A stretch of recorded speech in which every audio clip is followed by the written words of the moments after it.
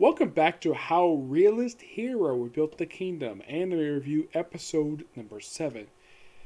This one is reviewing the 7th episode of the series, Thus Saith the Elder. Yes, that was seriously the name of this episode. And here's a surprise for you when it comes to adaptation. Unlike previous episodes where I adapt like a portion of a chapter or a half a chapter, this episode pretty much adapts the entirety of chapter 5. And also in the extra story in the episode. You're thinking, really? Yes, really. Except they do change the name of the character. We'll get to that. Now, the episode starts off with an explanation about the magic elements of this episode. Basically, the kingdom. Where they mention stuff about darkness, the fact that Aisha and Lashia basically use that particular form. They mentioned about the three dukedoms, where they use forms of magic, like the army. I think it's Carmine, I think it is. He's the one who uses fire.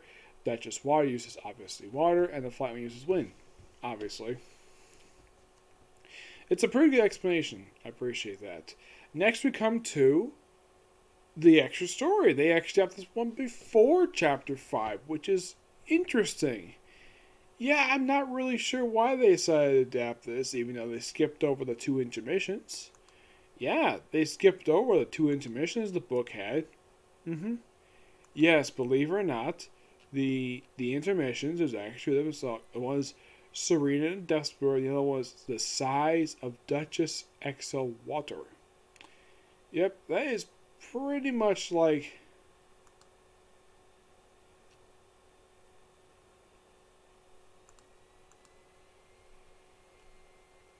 Yeah, those 2 were skipped, but I'd say about this episode, they're pretty much adapted most of this book so far. Yes, most of it. Not the entirety of it, most of it. Oh, they do change the name of the character. In the book, it's Little Machita, I think it's to pronounce the character's name. In the episode, they change it to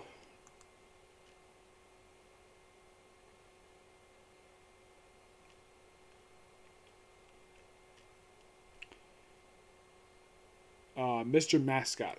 Mm-hmm.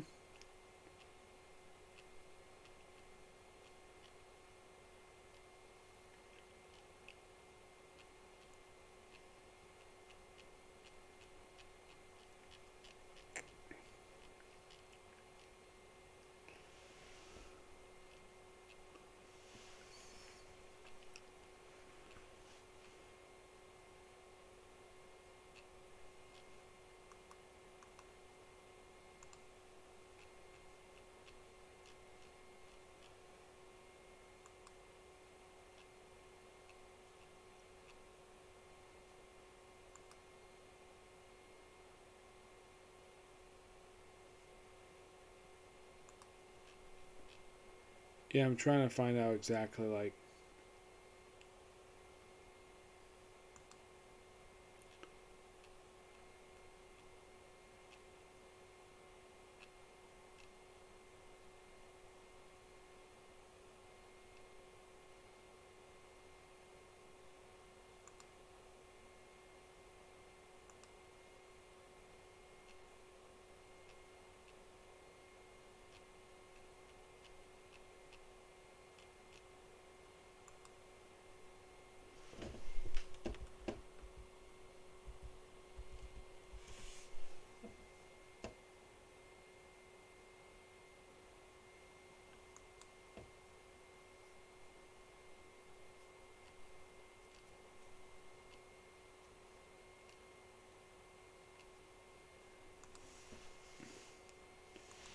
Okay, I found it. It's Lil Mashubo.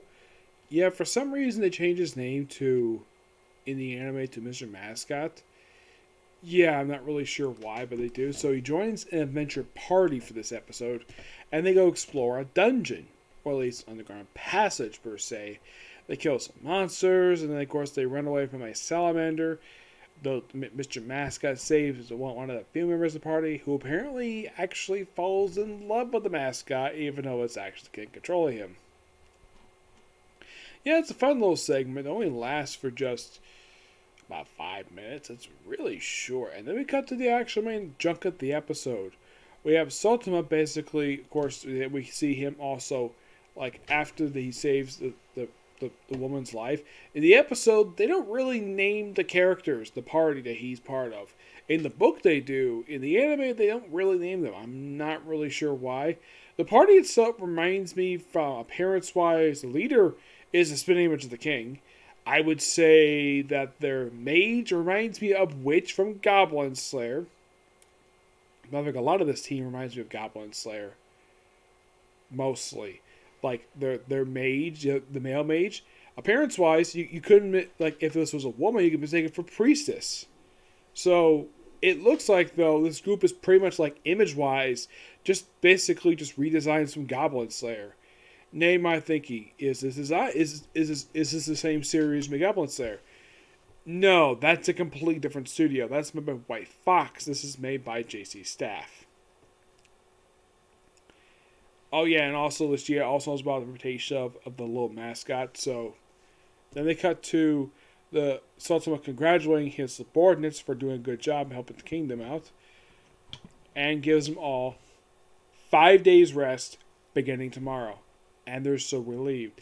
There's no mention these people are they have families and other stuff. Yeah, they don't mention that here. Probably cut down for time wise, but he probably knows these people probably got families to go back to, so give them 5 days rest starting tomorrow. And also he adds in, as a reward for your hard work, each of you can take one wine from the castle basement, and you can either drink your hard content or you can sell it. It's up to you. And of course, mentioned Project Benita. Now, in the book, this is presented right after this meeting. In the anime, it's presented as a flashback, where they explain about this particular project is that he wants to build a port town. And according to Lucia, they already have one. They have 2 of them. One of them is run by a Duchess Water. And he's like, yeah, I don't want to fight her right now, so I'll basically build it like far away from her. And it's hoped to basically stabilize the country, which seems a pretty reasonable idea. It kind of becomes the heart of the country. That's why it becomes a port town. And they select a site. They go to the site. Everything seems so hunky-dory.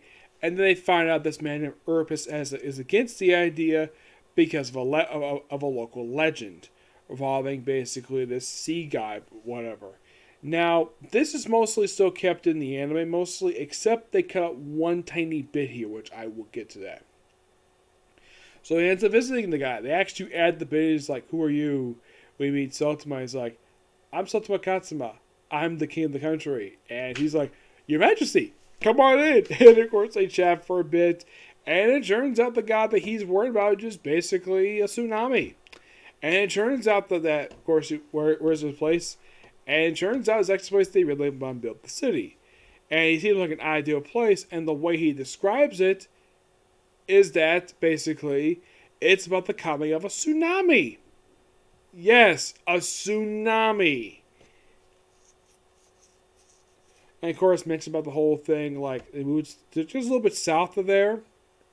Well, there he figured that the V area basically was a good choice. And the anime they mentioned that this was another candidate of a place they could put the city. It was like mentioned like the residential area, move a little bit inland. And if there's like an earthquake, build shelters for, which that seems like a very reasonable thing to do. Very smart move. And there's a lot of budgets. And then we see also Saith and Aisha who actually are she is there the whole episode, which she in the manga too. The manga, the light novel. And of course, she and Lucia basically chat for a bit. She asks her, "Do you like Sultana?" He says, "Yeah, well, I have high respect." And of course, they did cut out the bit where she's affectionate toward him. Now, the bit they cut out for Erp, that's the guy's name. Yeah, they made him a public storyteller in the book. And in the anime, there's no mention of that, so they cut that portion out. So technically, in the way, they did cover Book 5 pretty faithfully, I gotta say. Yeah, they cut out small bits here and there. I think cutting out the title thing probably is the reason why they include the last, little paragraph of Chapter 5. But, yeah, they covered book Chapter 5, no problem. And we'll look some image featuring Aisha for next week. we're actually going to cover Chapter 6 next week, which I'm looking forward to that.